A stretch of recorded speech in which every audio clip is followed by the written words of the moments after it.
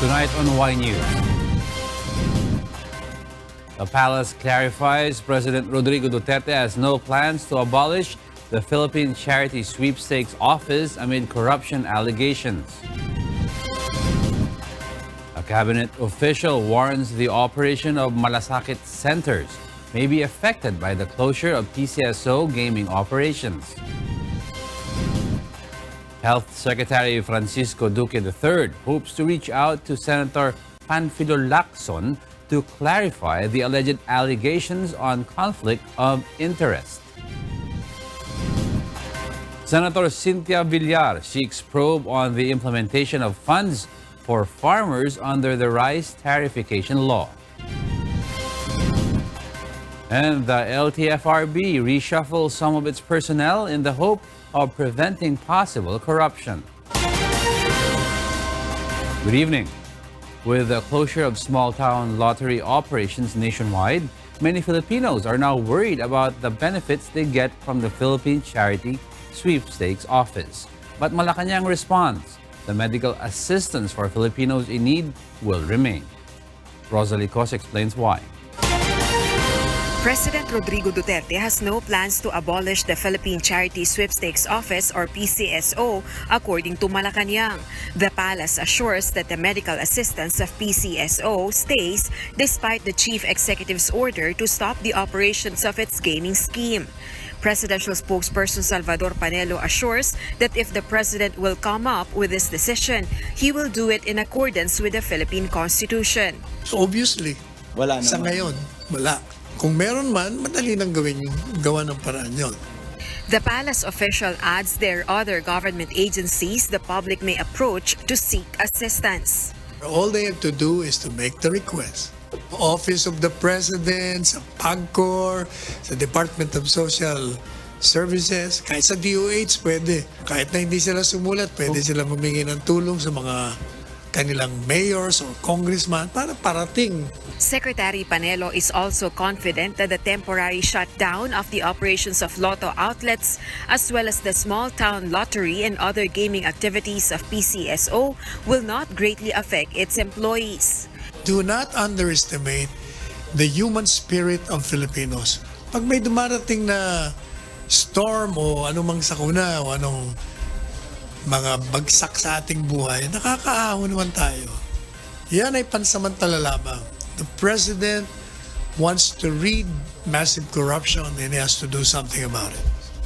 We have to do with what the president has done.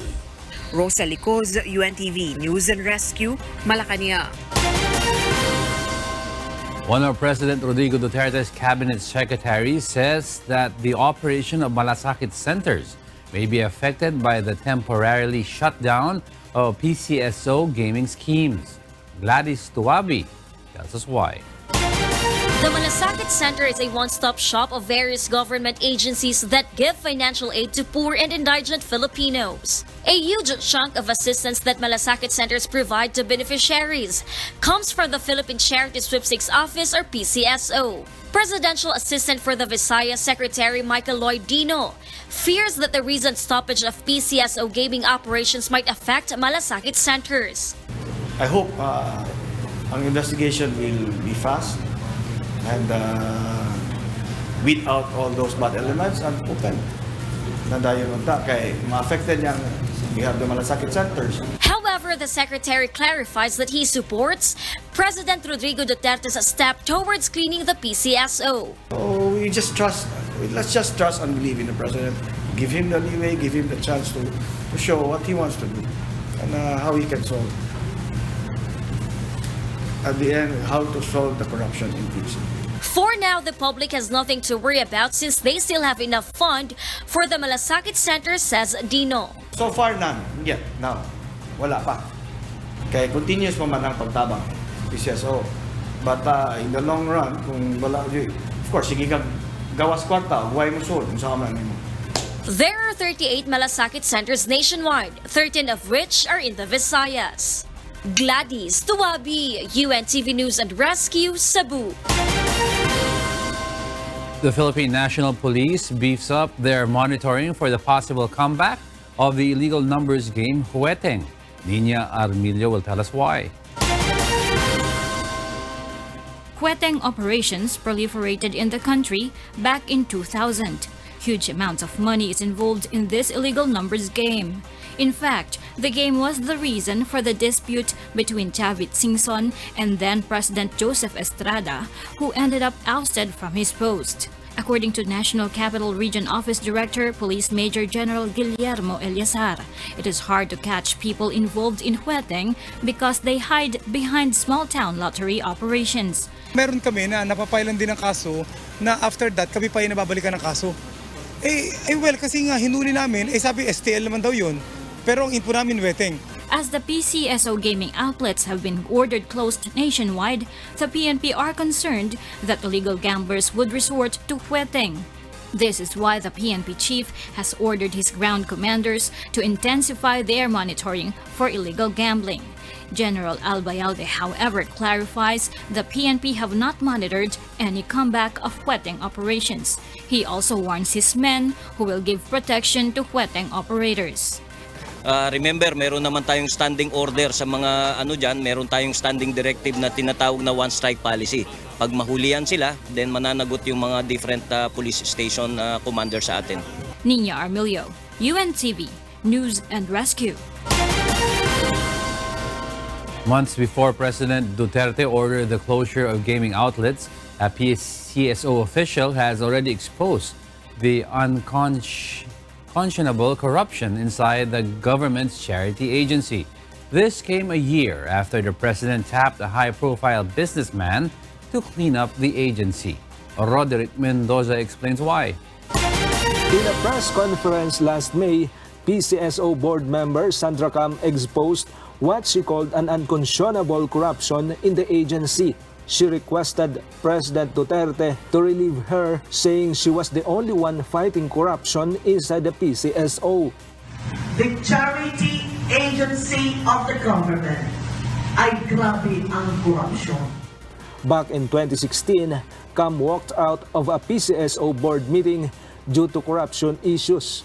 She claimed billions of pesos due the government is lost because of shortfall in remittances from a small-town lottery or STL.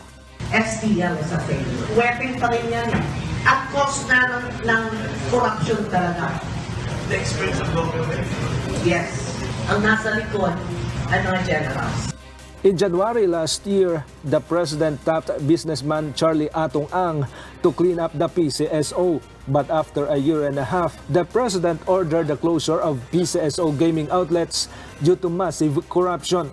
Bayan Muna Party List Representative Carlos Zarate said this should be investigated. Sandra Cam said she is willing to bear what she knows in a congressional inquiry. UNTV News has sought comments from the two, but they have yet to respond to our queries.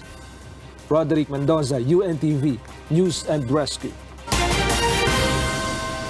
Congressman Alfredo Garbin has filed a resolution seeking the Philippine Amusement and Gaming Corporation or PAGCOR to provide direct funding support to the Philippine Sports Commission and the Commission on Higher Education or CHED.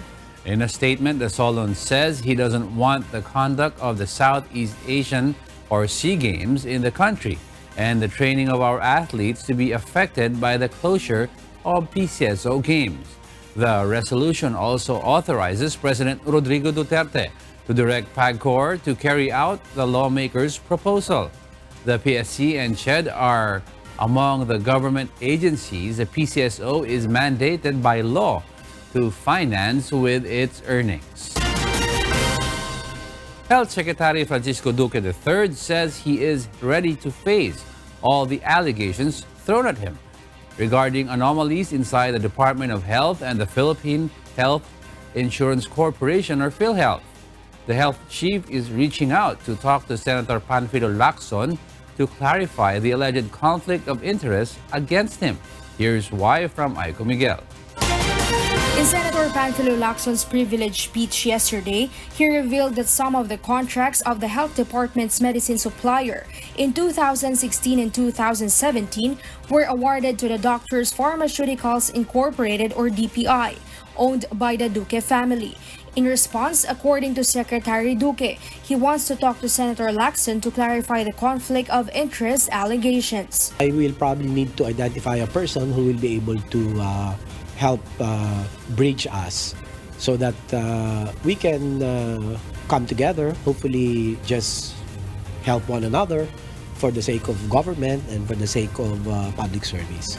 The Health Secretary also refutes the issue that he did not divest his shares from the DPI, which was supposedly awarded a 3 million pesos worth of contract. Secretary Duque adds that his camp has taken necessary legal action in relation to the issue. Meron na kasi tayong complaint na nakafile sa ombudsman, and my lawyer has advised me to wait until the complaint affidavit has been submitted to us. Despite the accusations, Secretary Duque still believes that the president's trust in him remains. Aiko Miguel, UNTV News and Rescue, Manila. The Office of President Rodrigo Duterte investigates the corruption allegations against Health Secretary Francisco Duque III. But according to Malacañang, the president still trusts the cabinet official. Here's why from Rosalie Cos. Allegations of conflict of interest have been hounding Health Secretary Francisco Duque III. This include the official's family's pharmaceutical firm bagging contracts from the health department. Secretary Duque has defended himself from this accusation, saying he was no longer connected to the company when he assumed office in the health department. Aside from this, Senator Panfilo Lacson has also questioned Duque's alleged approval of the PhilHealth office in Pangasinan to rent a property owned by the Duques. According to the presidential spokesperson, since there are claims of corruption against Duque, the office of the president will subject the health chief to investigation.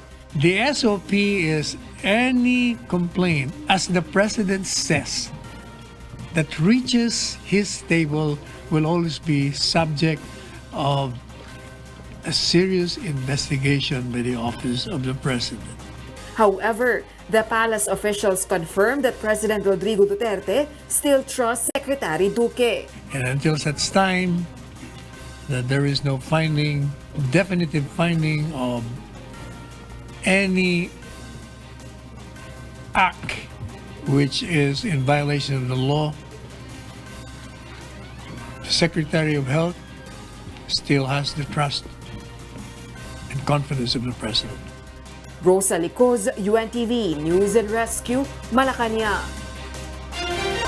Welcome back to Y News. We pick up to where Angelo Castro III left off. I'm Alex Baltazar, and here are the headlines. Illegal vendors in Baclaran Market appeal to the government for a place to continue their businesses.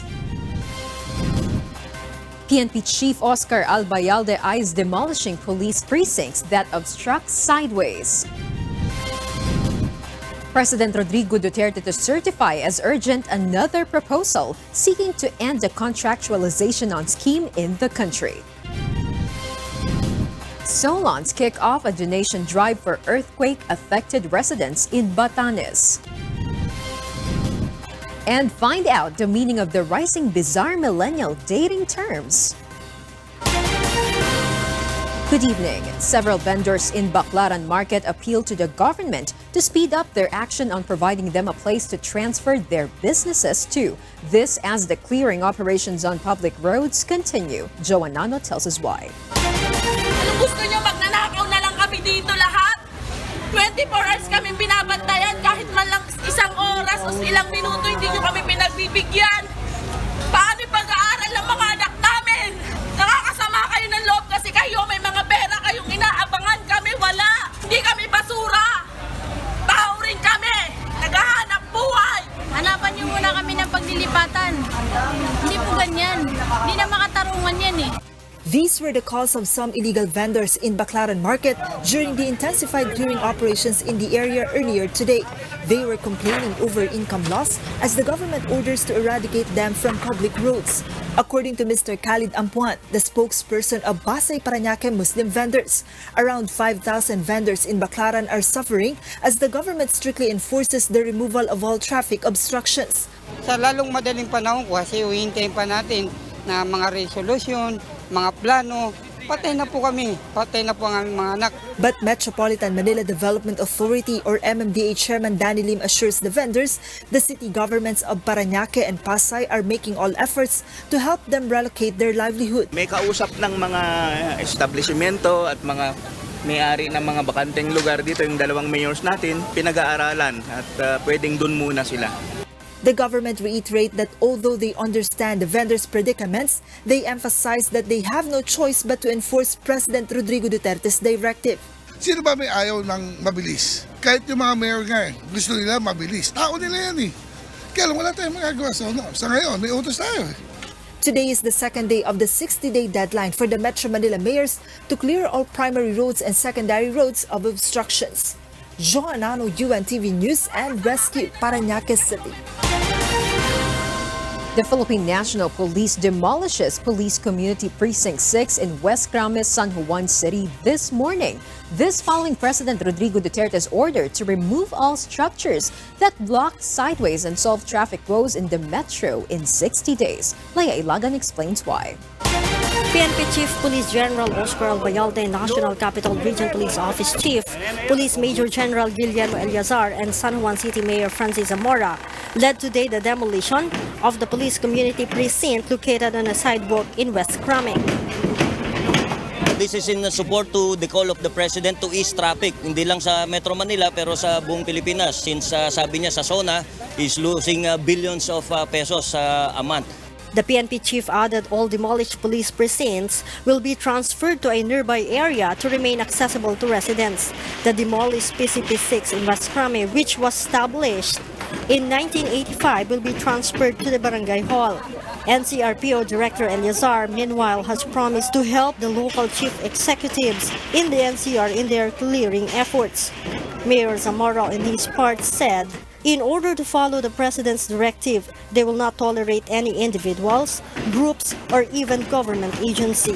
Kahit sabihin mong pulis o barangay ang illegal structure, gigibayin natin ito para mapakita sa lahat at mapatunayan na wala po tayong pinipili rito. Kung ang batas natin ay para sa lahat, ito'y direktiba ni Pangulong Duterte na susundin po natin sa San Juan.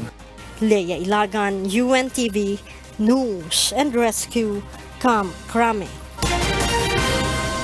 Malacañang assures President Rodrigo Duterte will certify as urgent another bill that will end endo or contractualization in the country. As part of the president's campaign promise, he will fulfill it before his term ends. It's expected that this will be certified as urgent, correct? I think so, yes.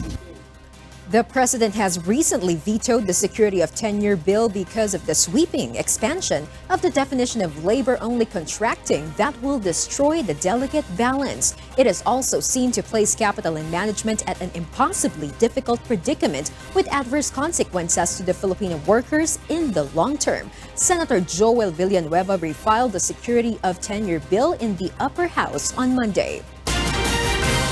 The Land Transportation, Franchising and Regulatory Board or LTFRB Central Office in East Avenue, Quezon City will reshuffle their cashiers and security personnel to avoid possible corruption in the agency. The LTFRB has also ordered all of their regional directors to undergo a lifestyle check and obliged them to submit their statement of assets, liabilities, and net worth or SALN. The LTFRB made the order after the officials of the Anti-Red Tape Authority or ARTA apprehended a fixer in front of the agency's office last July 26. The House of Representatives initiates to raise donations for the residents in Batanes affected by the twin quakes that rocked the province on Saturday morning. According to a congressman, such act has been a practice whenever a district is hard hit by a calamity. Grace Casin will tell us why. The House leadership on Monday agreed unanimously to donate a portion of their salaries for relief operations in Batanes. With 300 congressmen, the House is expected to raise at least 1.5 million pesos based on the minimum contribution of 5,000 pesos per congressman. Members of the lower house have also expressed interest in donating relief goods collected from their staff and other House employees. As it is the practice whenever a district is hard hit by a calamity, in this case Batanes. The plenary on Monday night adopts a resolution expressing the profound sympathies and deepest condolences of the House of Representatives to those affected by the twin earthquakes and aftershocks that rocked Batanes. The principal authors are House Speaker Alan Peter Cayetano, Majority Leader Martin Romualdez, and House Minority Leader Bienvenido Abante Jr. The congressman also called on National Disaster Risk Reduction and Management Council or NDRRMC and other relevant organizations to expedite humanitarian assistance and restore normalcy in affected areas. The NDRRMC recorded 2.2 to 5.9 magnitude aftershocks and intensity 3 to 7 in Batanes, for a total of 233 aftershocks. More than 800 families remain in designated evacuation centers, such as in public markets or municipal plazas. Grace Casin, UNTV News and Rescue, House of Representatives.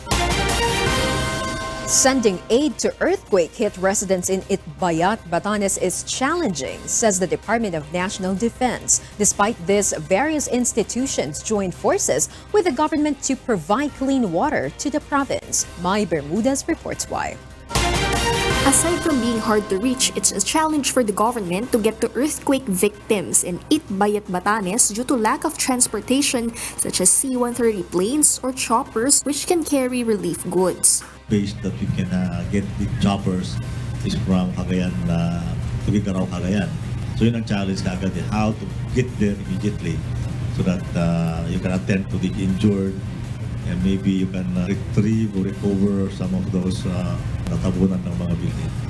Basco Airport's runway has a length of just more than 800 meters, comparatively short for bigger planes to land, which supposedly will carry more supplies. So we're using Air Force C-130s to go from Clark and Manila to Basco, and then from Basco we load it on boats, and mga 3 hours yun by boat. Food, water, and other basic necessities are enough, but the problem to transport these may be addressed if infrastructures are fixed and airports are expanded to deliver help. Various institutions joined forces to help the calamity-stricken victims today. With their program Agapay, the groups aim to send clean water and sanitation needs for those affected by calamities such as earthquakes. Kung magtatagal ang magiging preparasyon para sila ay makarecover, siguro 1 linggo or 2 linggo maaari pa tayo magpadala ng 1,000 hanggang 3,000 bottled water. Ito ay 5-gallon bottled water. Mai Bermudez, UNTV News and Rescue, Quezon City. Senator Cynthia Villar seeks an investigation into the implementation of the Rice Competitiveness Enhancement Fund under the rice tariffication law. For Senator Villar, local farmers must be competitive as soon as possible. Nel Maribuhok reports why. Under the rice tariffication law, 10 billion pesos will be allotted for the Rice Competitiveness Enhancement Fund annually. According to Senator Villar, the Department of Budget and Management has reportedly released 5 billion pesos in December 2018 to help local rice farmers, but only 1 billion pesos was credited to the farmers' accounts.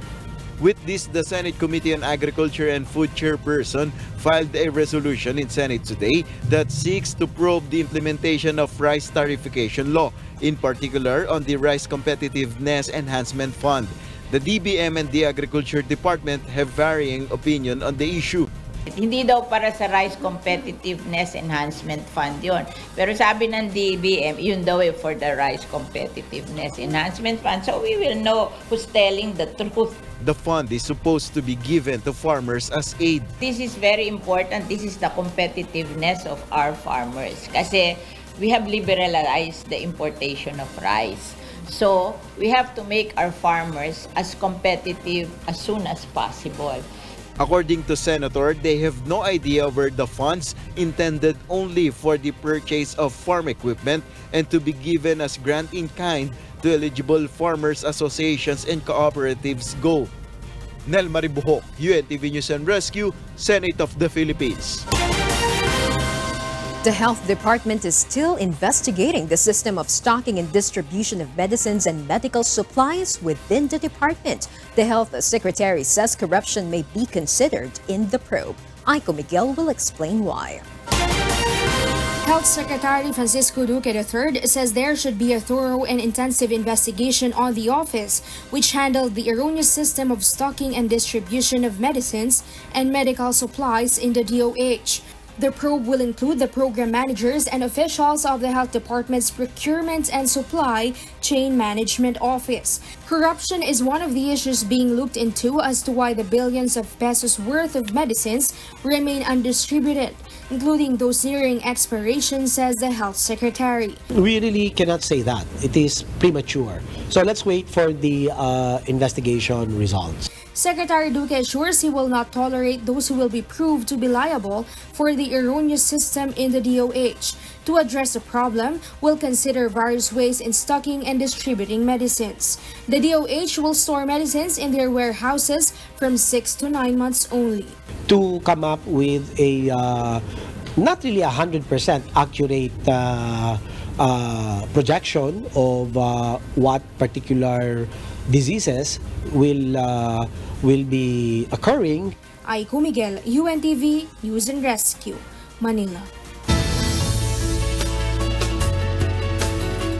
After the controversial breakup of two showbiz personalities, the word ghosting has been everywhere.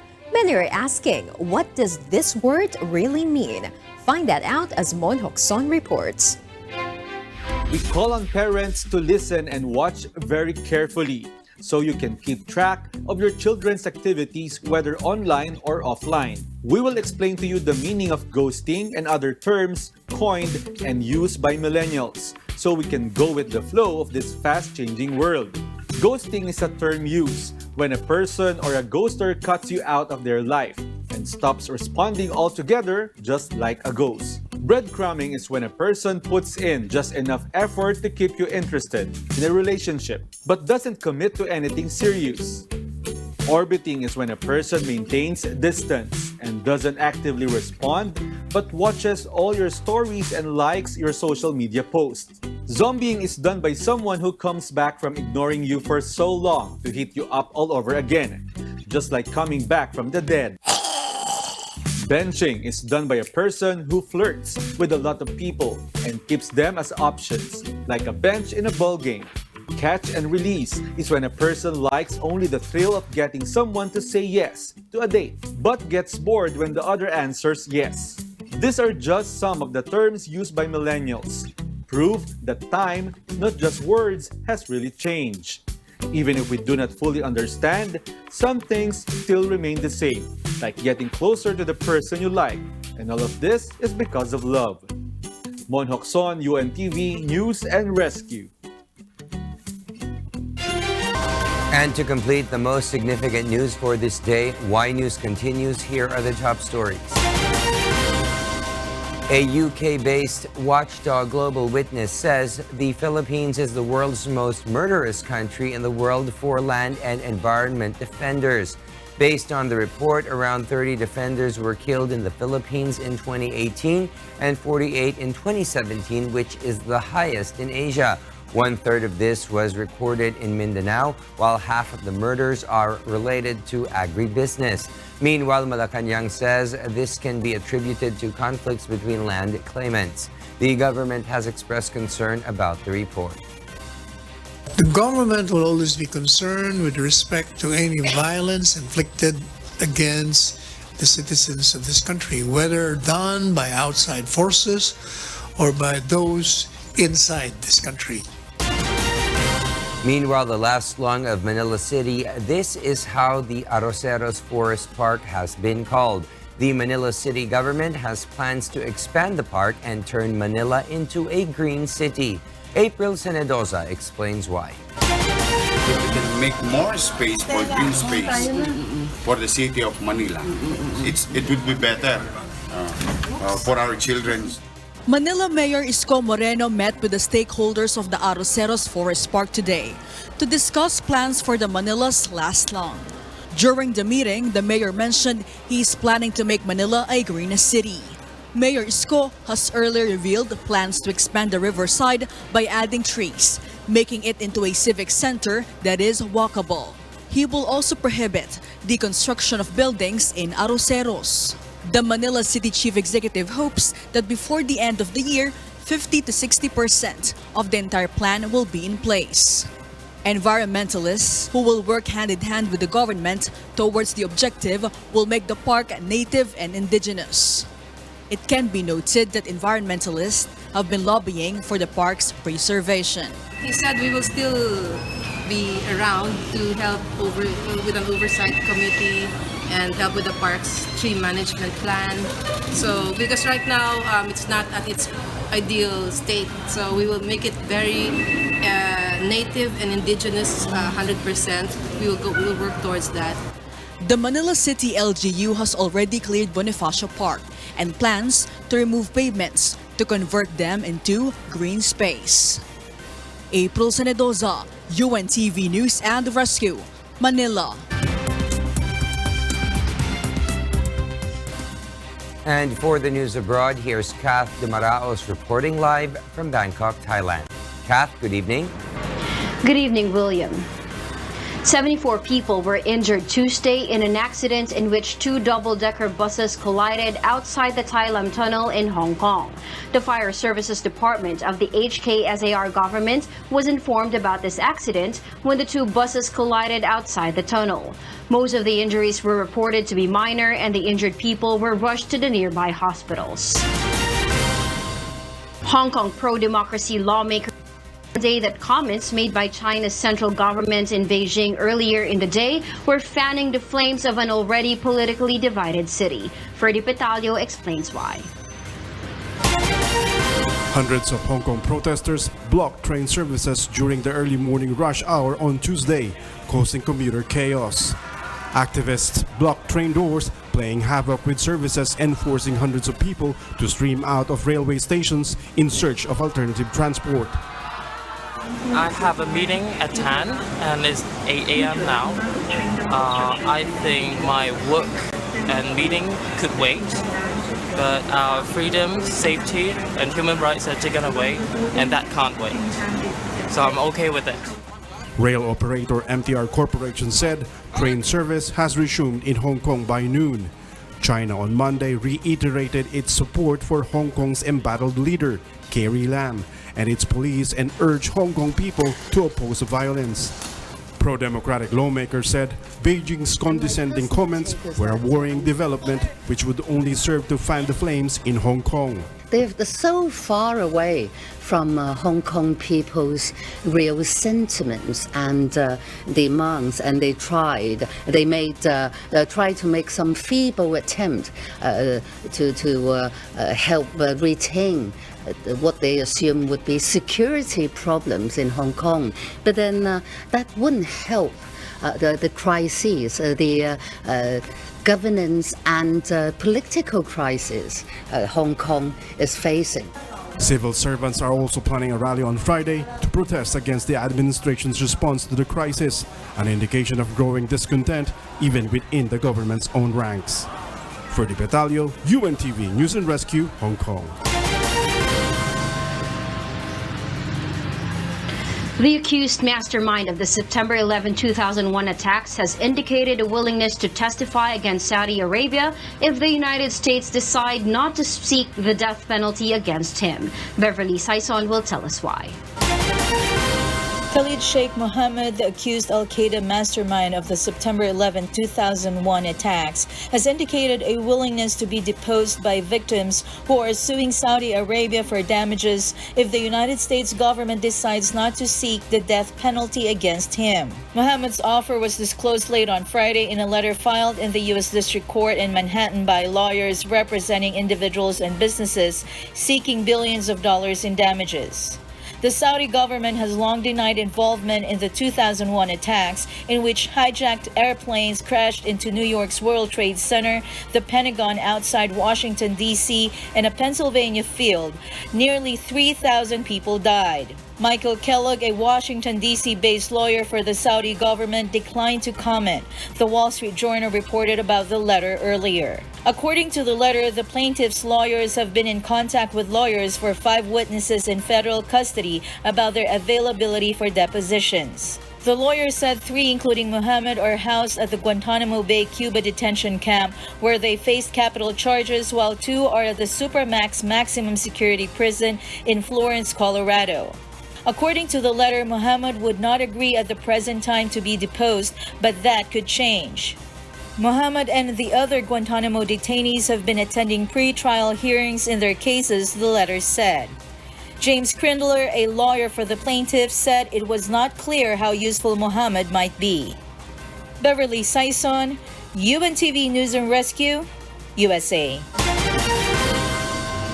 Russian opposition leader Alexei Navalny was discharged from a Moscow hospital on Monday, where he was being treated for an unexplained health problem. Navalny, who was detained last week, will now be transferred back to jail. Navalny's lawyer, Olga Mikhailova, said that her client had been poisoned by an unidentified chemical agent. Before Navalny was released from hospital, his medical team said they were able to gain access to him and had arranged for samples of his hair and t-shirt to be tested independently. Indian authorities have rescued over 1,000 people from a train after it became trapped by a flooding near Mumbai. Meanwhile, a Pakistani military aircraft on a training flight crashed in a built-up area in the garrison city of Rawalpindi, killing all 5 crew members and 12 civilians and setting off a blaze that left a pile of smoking rubble. This report will tell us why. In Pakistan, at least 17 people have been killed after a small military plane crashed into a residential area in the Pakistani city of Rawalpindi. 5 crew members and 12 civilians are dead, officials told local media. Another 12 people have been injured. The aircraft was on a routine training flight when it crashed and set off a fire, which engulfed several houses. It was not immediately clear what caused the crash. The plane was part of the Pakistani Army's aviation unit. In Peru, residents living in the shadow of the rumbling Ubinas volcano evacuated their homes over the weekend after a massive ash column spewed from its crater last week. Officials estimate that the number of evacuees at this shelter in Moquegua will top 300. The head of the Geophysical Institute of Peru said that the eruption signaled an eruptive process that could last for several months or even longer than a year. The Geophysical Institute of Peru earlier reported that the major series of eruptions of Ubinas volcano started at dawn on Friday. In India, over 1,000 people were rescued from a train stranded in monsoon waters on the outskirts of India's financial capital, Mumbai. Local media reported that the passengers had been stranded on the Mahalakshmi Express train in Badlapur region since Friday night as water logging triggered by incessant rain covered the railway tracks and partially submerged the train. An official from the Central Railway Chief Public Relations Office said that all passengers had been removed from the vehicle. Officers from India's Air Force, Navy, and National Disaster Response Force were enlisted to aid rescue efforts. Kat Dumaraos, UNTV News and Rescue. And those are the news from the other parts of the globe. Back to you, William. Thank you very much, Kath Dumaraos, reporting live from Bangkok, Thailand.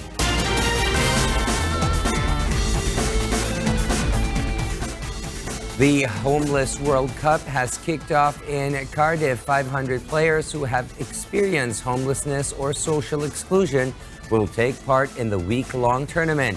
Its aim is to alter perceptions about homelessness while changing the lives of the people who take part. Here's Jovic Burmas to tell us why. Trailing. The goal would take us into a penalty shootout. Could this be the chance? This is it! Football's Homeless World Cup began in Cardiff, UK on Saturday amid great fanfare in the Welsh capital, with over 500 players from nearly 50 different nations set to take part in the week-long event.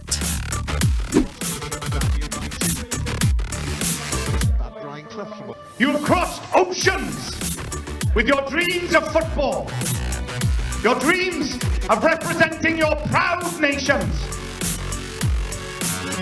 your dreams of a better tomorrow. In the opening round of matches, Wales men's team scored a late equalizer to draw 6-6 with Denmark in the peak of the opening group stage matches, only to lose on penalties. First touch. Oh, save. Elsewhere, France edged out Hungary 5-4 in their first match, while Mexico topped Switzerland 10-2. Hungary's women's team fared better than their male counterparts, thrashing Sweden 5-1. In the men's tournament, 44 teams make up 8 groups with the top 3 from each progressing to the knockout rounds. The 16-team women's event consists of 2 groups of 8 with the top 4 advancing to the next phase. The organizers, the Homeless World Cup Foundation charity, says that the aim of the annual tournament is to use football to inspire people who are homeless to change their own lives through the power of football and to change public perceptions of homelessness and the issues around it. The tournament runs from the 27th of July to the 3rd of August. Jovic Burmas, UNTV News and Rescue.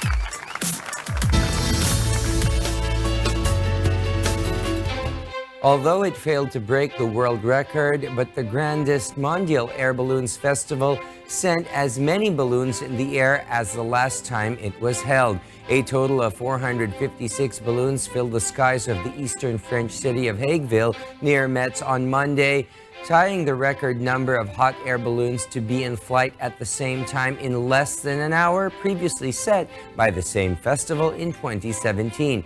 The event's mass ascent, which takes place every 2 years in the Lorraine region, is one of the biggest of its kind in the world. Meanwhile, a popular Jordanian coastal resort on the Red Sea has found new use for out-of-service tanks, armored troop carriers, and even a helicopter as building blocks of an artificial reef and an underwater museum. Nina Armilio will tell us why.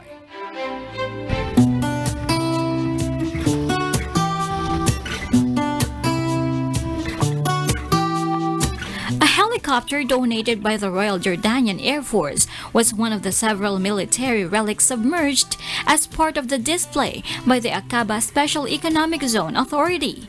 The authority is promoting the environmental and tourism benefits of the underwater installation, which will create a reef for marine life. It is currently made up of 19 objects and is expected to grow as more equipment becomes available. The tanks, armored troop carriers, and an anti-aircraft gun are arranged in tactical formation. Aqaba is the lone port city of the mostly landlocked kingdom and is a popular destination for divers who now can gain access to the site. Marine biodiversity in this area is relatively small. There aren't many coral reefs. They are not varied. Placing these military vehicles in this location will allow coral reefs, corals, as well as marine life, including fish, to find a safe sanctuary, enabling them to live and procreate in. Also, corals will grow on these military pieces. We predict that in about a year or so, we will see a beautiful sight. The Aqaba Special Economic Zone Authority said that all hazardous materials were removed from the military objects before they were lowered to the sea floor and that environmental best practices were followed.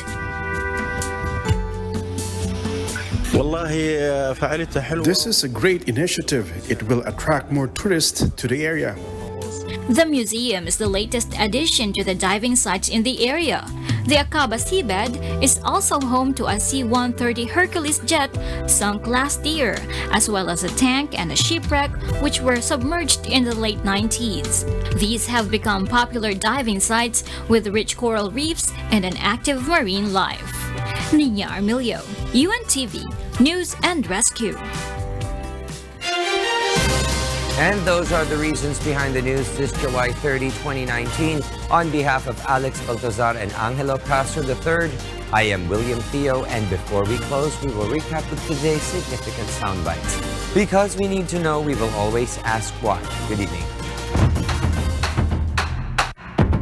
Nakakasama kayo ng loob kasi kayo may mga pera kayong inaabangan, kami wala. Di kami basura. Tao rin kami. Naghahanap buhay. Obviously, wala sa naman. ngayon, wala. Kung meron man, madali lang gawa ng paraan yun.